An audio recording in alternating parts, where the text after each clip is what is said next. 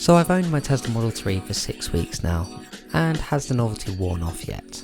Well, let's explore that. I'm the tech maven and let's get cracking. Let's start with some of the challenges I've faced. In the last 6 weeks, my car has been back to the service centre 3 times, and I've had 1 mobile technician call out and about 4 calls to the Tesla customer services. Granted, 3 of these were for the same issue that didn't really affect the ability to use the car, but one of them was a major problem that needed fixing, and that problem happened on day 1.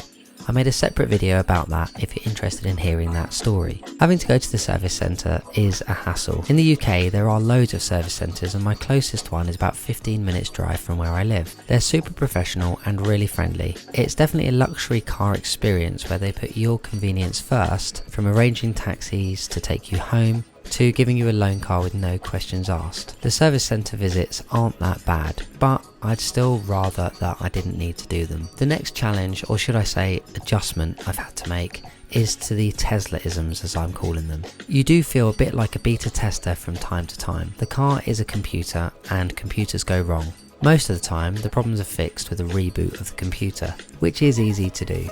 You hold down both buttons on the steering wheel for about 30 seconds and it reboots the computer. You can also do this while driving, although I'm not sure I'd want to test that. To give you an idea, in the last 6 weeks I've had to reboot the car about 5 times. Tesla tell me that this shouldn't be happening, and I'm intrigued to hear your stories. Are you having to do the same? Let me know in the comments. I like technology and this doesn't bother me that much.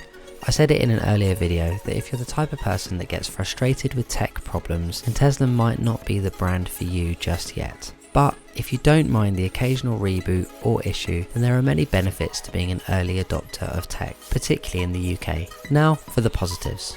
And there are many. This is simply the best car I've ever owned. My car before this was a new Volvo XC60, and I never really got on with that. Before that, I had a 10-year-old BMW 5 Series that I absolutely loved, and I think this Tesla trumps that car for sure. The car is fantastic to drive. The instant torque in an electric vehicle is incredible. I love that we waft along in almost silence. I also love one-foot driving. As the car uses regenerative braking when you lift off the throttle, you barely ever use the brake. This is labelled as one-foot driving. It feels very natural, although there is a small learning curve to adjust to it. I also love the technology in the car. The interior of the car is just awesome. It's so clean and well designed. The phone app is great too. I love not carrying a car key, as the app works as your key. I also love being able to warm or cool the cabin before we set off for a trip. People talk about range and having to charge the car as a negative of EV ownership, but for me it's a positive. Going to the petrol station is a hassle, and we'd often forget, then get in the car to go for a drive and realise that we need to go via the petrol station, which was never quite en route. With an EV, it's always ready to go. Now, admittedly, I charge at home on my driveway, which not everyone will be able to do, and I'll make a future video about my thoughts on this, so make sure you subscribe to see that. The next big area for me is the running cost. I've done about 1,200 miles in the first 6 weeks of having the Tesla. In my Volvo, that would have cost me £240 in petrol.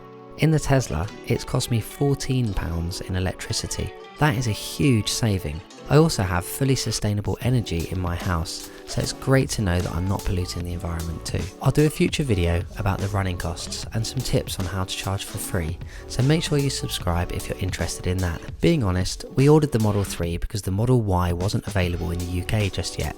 We were considering getting a BMW plug-in hybrid, and I was worried that the Tesla Model 3 wouldn't be big enough for a family of 4, but we decided to take the plunge. We got the Model 3 thinking that after a couple of years we'll probably change to a Model Y. Well, at this point in time I have no plans to do that. The Model 3 is more than big enough for family life, and I made a whole video about this if you too have a family. There are many benefits of the Model 3 over the Y, and the main 3 for me are firstly the looks, as I think the Model 3 looks much better than the Model Y. The second is the range. As the Model Y is a bigger car, it is less efficient and has slightly less range. And finally, the handling. Saloon cars just handle better than SUVs. Of course, I'll test drive the Model Y when it's available in the UK, but I don't think I'll be in a hurry to buy it. So, my first 6 weeks have been great. I'm really glad that we decided to make the EV transition, and I don't have any regrets. This is the best car we've ever owned and I love driving it. If you've enjoyed this video and if you're still listening, then please give me a thumbs up as it will help other people find the channel, and also don't forget to subscribe as I've got lots more Tesla content on the way. Cheers.